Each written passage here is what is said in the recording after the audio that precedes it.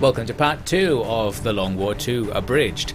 Last time, well, we didn't do that much that was significant. We did 3 missions, most importantly capturing an engineer, just generally setting up ourselves for the start of the campaign and building up a team of operatives.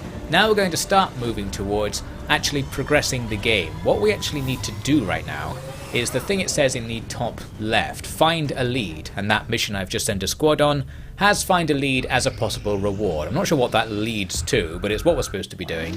And another thing we're supposed to be doing is researching this chip, which in the story we have access to. It's a chip that the aliens are using to control their troops. I need to do an autopsy on an officer corpse. I don't have the option to do it here. I was willing to go right ahead and do it. It turns out that you have to do an autopsy on a regular troop before you can do it on an officer for some reason, which I didn't know, but by sheer chance I decided to do it on a troop anyway, so I'm going to eventually unlock the ability to progress the story as intended. So that's a stroke of luck, I expect. Anyway, now we just wait for our mission to be ready, and in the meantime, look at other missions we could go on. This one appears where the reward is enemy materiel. Doesn't really say what that is, but basically it's going to mean some supplies, and you can always use supplies. So we'll send a squad to go and deal with that mission. But of course, as missions appear, they're not necessarily mandatory. In fact, they're definitely not mandatory. Like this one right here, there was another find a lead mission where we might get some intel if we just went and did it anyway. But I'm not going to do it, because not only is the infiltration time not long enough to make it easy, but getting intel doesn't really matter, so we'll just hold out for something else to happen. And I do actually go on another mission over there in Asia that appeared. That mission was also a find a lead mission. Now I'm not sure if this is true, but I think you need to find a lead in each region separately, so while we're doing 2 missions with the same story objective in them, I think it's going to force us to find a lead over there as well, maybe? I don't actually know, but we're just doing it. The first mission to be ready is this enemy materiel thing. We just have to go in and steal some things from an enemy base. So the objective doesn't actually include fighting the enemies on the map, but they're probably in the base, so as you might imagine we're going to end up fighting them anyway. Somehow I do get into the base without seeing anyone. Their security isn't very tight. You just have to pick up these items from boxes, but each party member can only carry 1, and there are actually more boxes than party members, so we can't get the full amount of stuff you could steal on this mission. Anyway, as we gradually make our way inside, we discover there are some enemies in the base. There are 4 guys up on a landing on the 2nd floor. It's really annoying to discover them in the middle of your own turn, because now you don't have all your actions to take against them before they will get a turn, one of the many ways the game punishes you for aggression, as I mentioned before. In this case, we can take out one guy very fast, the guy who was up on the 2nd floor, with a quick grenade from Montgomery. I also throw a flashbang down into the main room to disorient 2 of the enemy combatants. Since they're probably going to be shooting at us this turn, it's good to get them debuffed. And Rommel area suppresses them. That means they're also debuffed for accuracy again, and they'll have difficulty moving. Jean d'Arc comes in and almost gets an outflanking position, and by sheer luck does get a bit of damage onto an enemy but doesn't get a kill.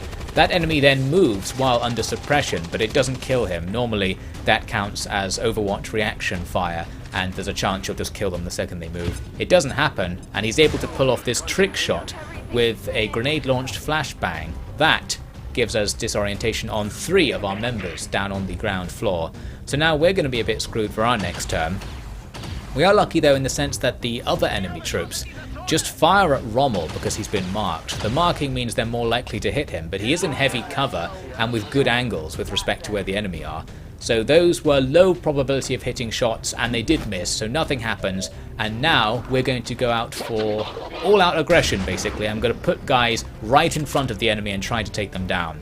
It goes badly at first, suffice to say, because Montgomery goes in there, does a point-blank range shotgun blast, but doesn't kill the enemy. So now she's totally exposed and might die herself.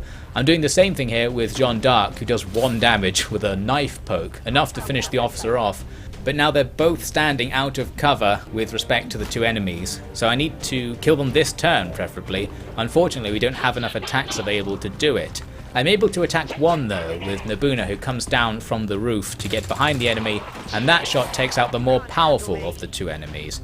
Then we're going to have to just let them take a turn.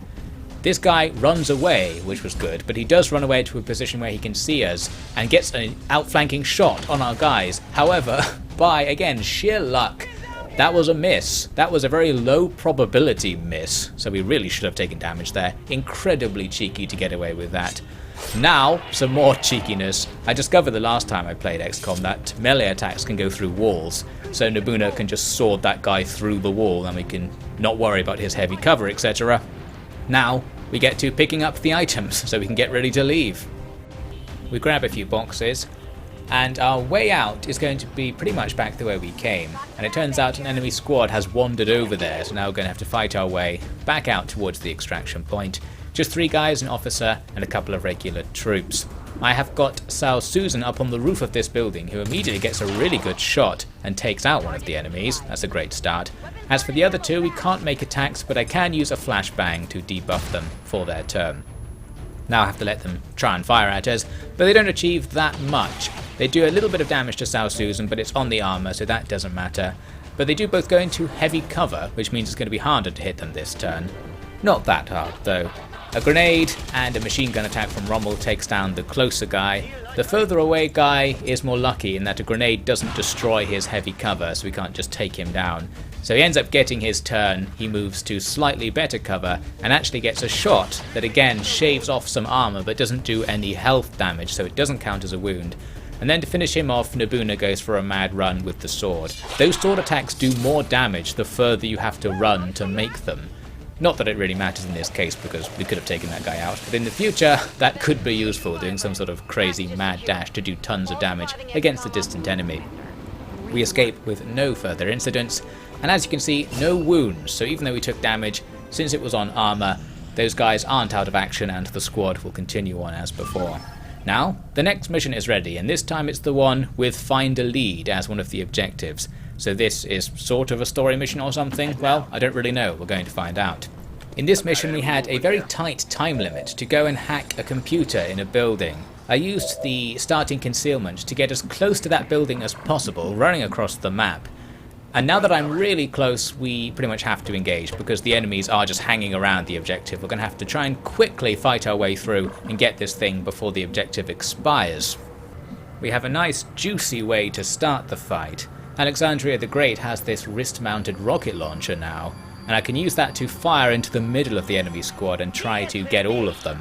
It's really inaccurate though, it only actually hits 2 of them, kills 1 and does good damage to the sectoid, so that's not such a bad miss. The guy who didn't get hit is the weakest of the enemies, just a trooper, so we can kill him with someone else. They take cover nearby and an engagement begins. I'm going to waste some time hacking a nearby lamppost before we start fighting.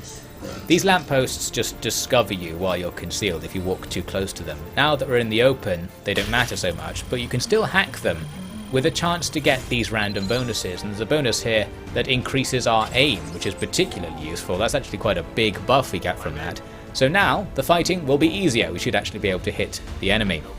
That said, I'm not even going to use it because the main attack I make this turn is throwing a grenade down to kill the sectoid. There are also 2 drones coming at us on our right. Nuke can see one of them there, but he's got a shotgun, so his chance of hitting anything at range is pretty low. And here's the other one coming in now, and its first action is to charge right at us, which triggers that overwatch I just set up, but again, doesn't do anything with the shotgun. These drones aren't particularly powerful, but they are annoying because they can stun your guys for a couple of turns and stop them from acting. In this case, this guy just runs up to be among us, but doesn't make an attack. The trooper shoots up and hits Dwight Eisenhower, and he nearly dies. He loses his armor and all but 1 point of health, so he's just about alive there. He's going to be severely wounded and basically get taken out of the game because of that. We can, though, use him to get revenge because he was the closest guy to the trooper, so he just jumps down for an easy outflank and a close range attack for the kill. Now I just need to take out the drones, and with our chance to hit buffed, these annoying little things go down with the first 2 attempts to hit them, so there we go.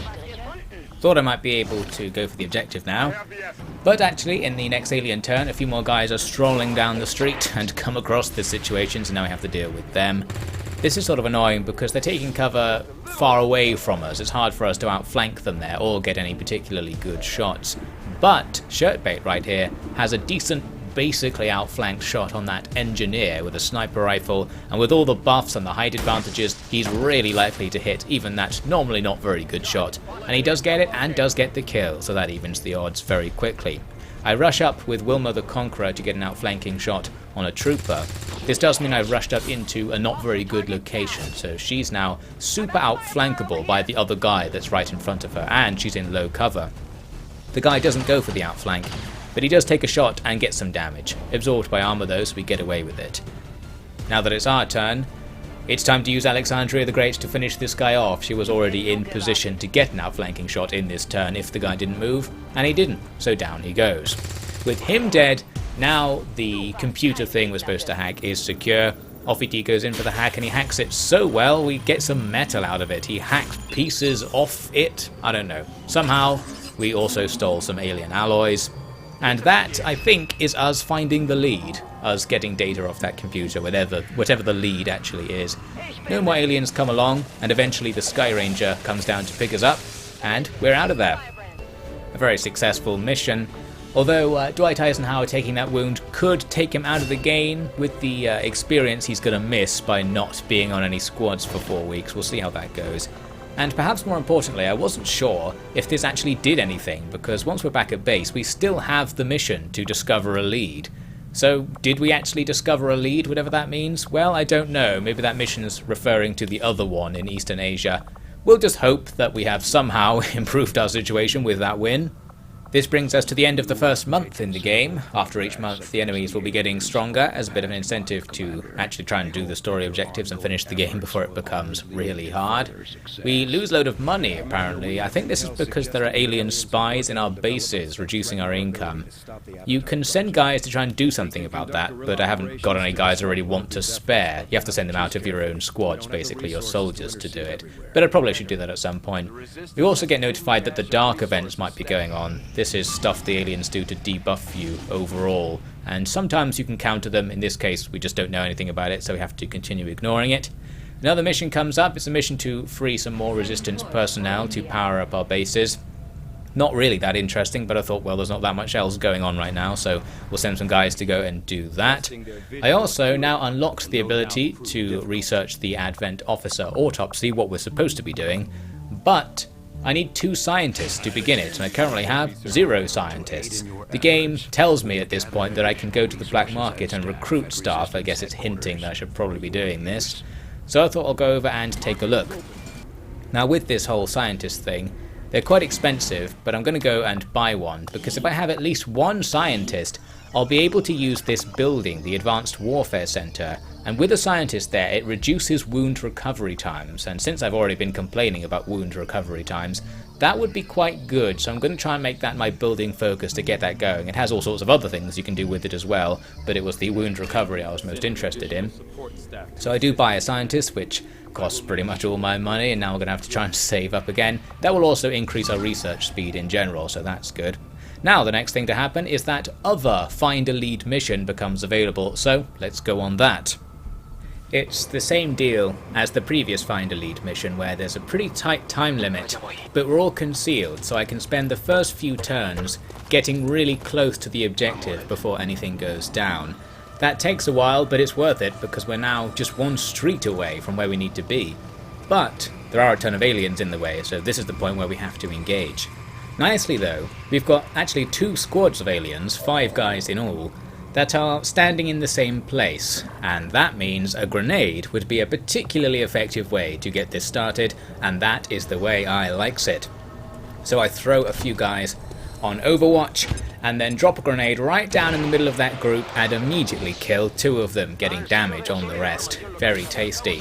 So that will aggro these guys and they'll run for cover. Now the Overwatch comes into play, and John Wick picks off another one right there. The other 2 go backwards into the building, so for them we're not going to get any Overwatch shots, and they actually go into pretty decent positions in heavy cover and inside that are going to be difficult for us to attack. But when things get difficult, you use a grenade. That's pretty much the rule in XCOM, so I fire a grenade at the building hoping to open up some gaps in the cover. We don't get anything particularly good, unfortunately, and the aliens do get their turn. One guy comes outside into a position that's really easy to outflank, so that's nice. But he does also get some damage on John Wick. Then the sectoid starts doing a debuff on, is it Saladino or something back there? It doesn't really matter. Nothing too much happened there. The guy that was easy to outflank gets outflanked easily, and there we have it.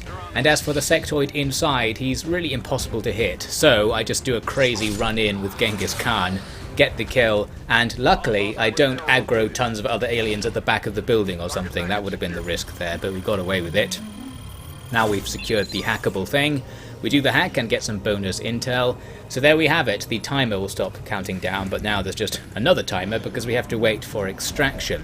While I'm waiting, more aliens appear, so the action isn't over yet. We've got a few guys coming at us from behind us, basically. Need to reposition for this. I've got one guy up on the roof where the extraction point is, who was waiting just in case something like that was to occur. But he gets mind controlled by the sectoid cheekily acting in its first turn, which normally the Advent troops won't do. I think only sectoids can do it, not quite sure. I'm sure later game enemies will do it as well.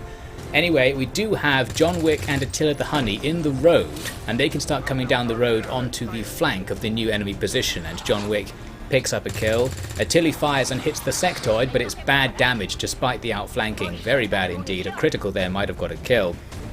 Instead, I tried firing a grenade down.